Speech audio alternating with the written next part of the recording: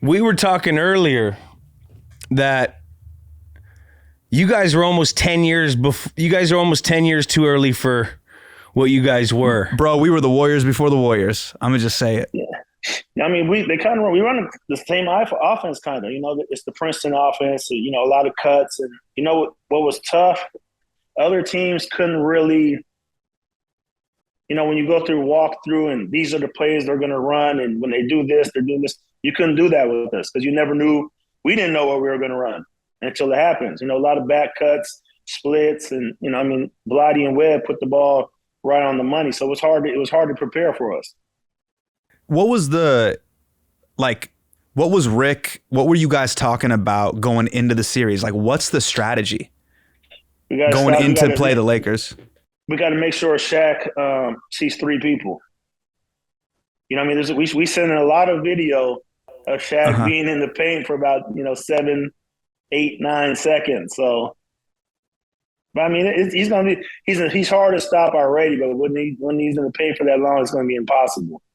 So we were trying to get any kind of plus we can out of it.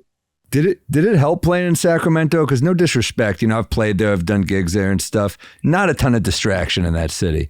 Was that? I mean, look, there's a few good bars and stuff, but like, were you guys a very disciplined group? Hey man, Cheesecake Factory's popping in Sacramento. Don't you dare disrespect Cheesecake Factory. Don't you dare disrespect Arden Fair Mall. There's a lot happening there. There's a Foot Locker and a Chic and a Foot Action, and they just got in and out.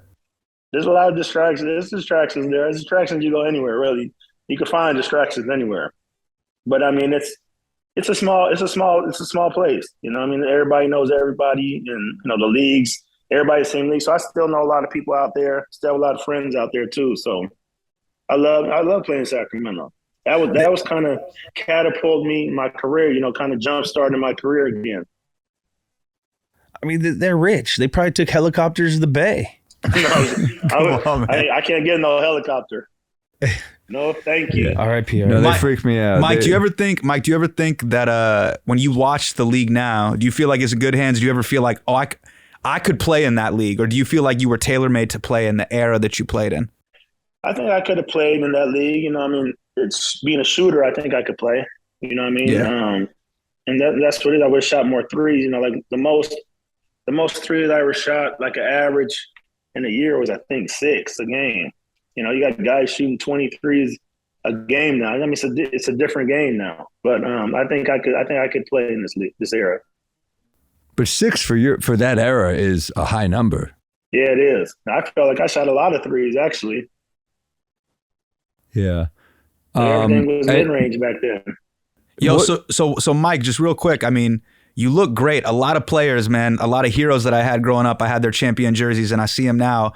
Boys are looking rough. So when did you get into bodybuilding and you're like, yo, I'm going to be Mr. Olympia out here? You know what? I used to lift all the time. Whenever I come back from summer, they'd always tell me, like, the trainer would be like, Mike, you can't lift like that when you go home. Like, they don't want you to lift. Like, they used to frown upon lifting weights. Like, there's been plenty times Really? Rick Allen would come through the weight room and be mad we were lifting. Why? But what's the reason? Just from being Shot. agile, they want you to be able to move. You got to be able to.